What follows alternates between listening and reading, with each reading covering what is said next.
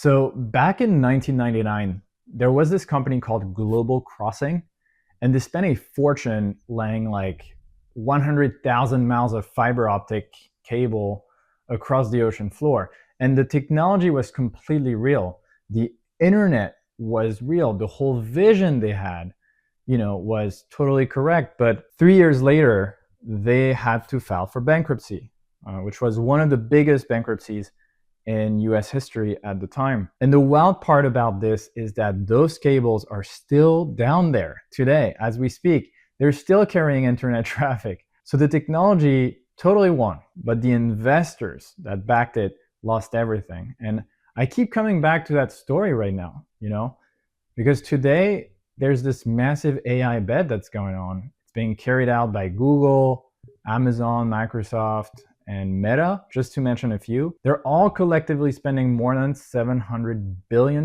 in a single year building AI infrastructure, which is up 77% from last year. And the question I keep getting after the last video, where we looked at the market sitting at its most expensive valuation in 104 years, is but doesn't AI just change all of that, right? So that's what I actually want to dig into today. And I want to give both sides a proper hearing, right? The bull and the bear case. Because I think that's the only way you can make a good and rational decision with your money. So if you don't know me, I'm Alexandre Allemand. I founded Kronos Trading.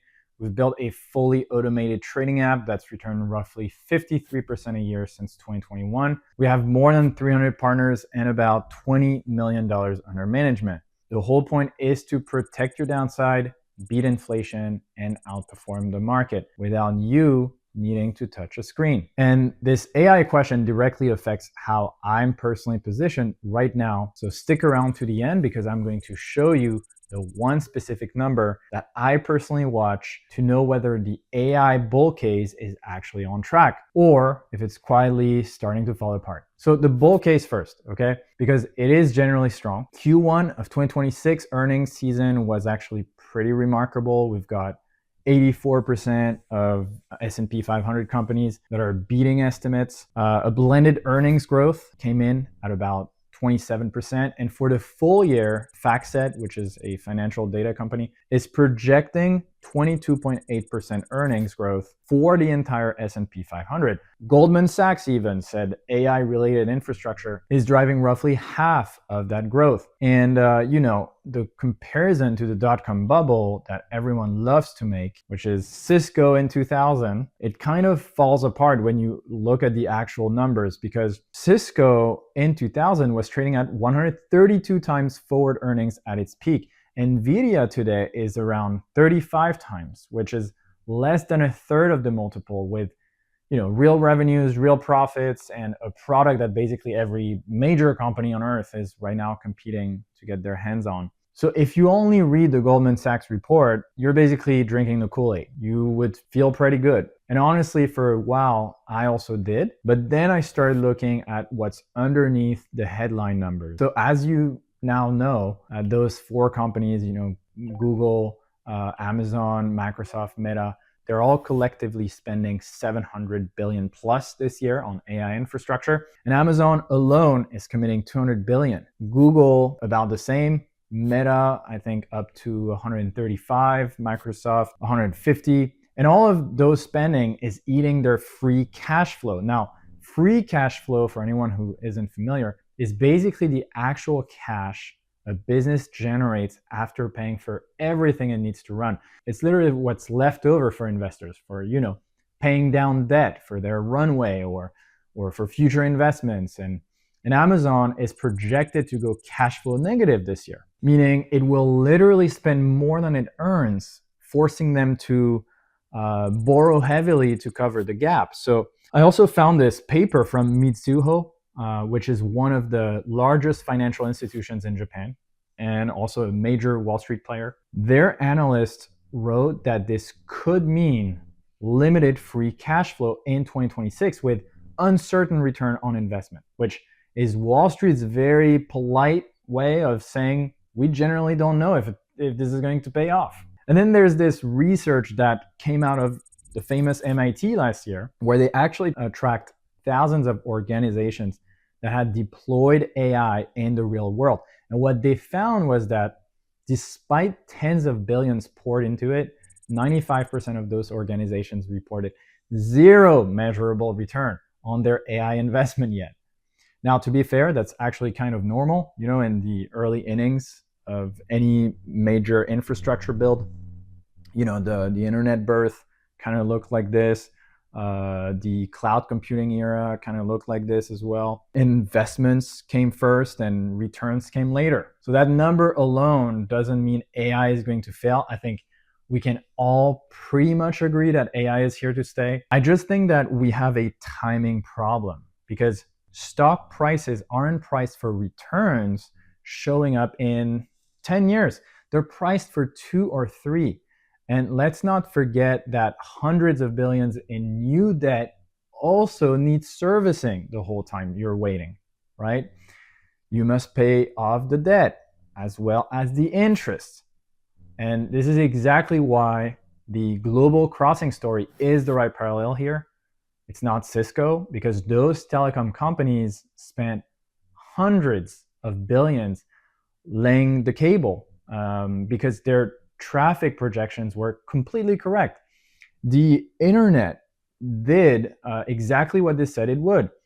The problem was that so many companies built so much capacity at the same time that supplies just massively overwhelmed demand.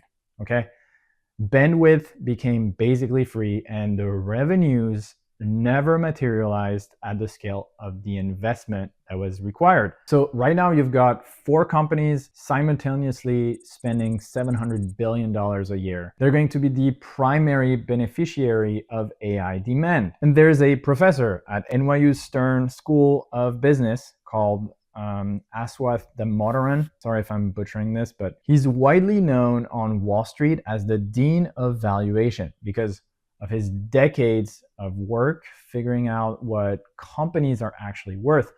And he has a name for exactly this pattern. He calls it the big market delusion. It's what happens when every company entering a new market simultaneously assumes that it will capture the majority of that market. They can't all be right? That's just the math.